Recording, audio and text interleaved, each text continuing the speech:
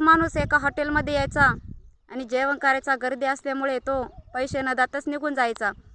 तर असं एका व्यक्तीने 3 ते 4 दिवस बघितलं आणि तो त्या हॉटेल मालकाकडे गेला आणि म्हणला, मालक, तुम्हाला कोणीही येतं आणि तुमच्या हॉटेलमध्ये फुकट खाऊन जातं। एक व्यक्ती रोज येतो आणि तुमच्या हॉटेलमधून जेवून निघून जातो। तर तो माणूस म्हणला, हेच सांगणारे तुम्ही पहिले व्यक्ती नाही, याच्या आधीही मला माहीत झालं आणि त्यावेळेस मला कळलं, त्यावेळेस मी त्याचा पाठलाग केला, पण तो एका बस स्टँडवर भीक मागतो आणि ते आपलं जीवन जगतो आणि ही गर्दी सगळी होती ना ते त्याच्याच पुण्यामुळे होती।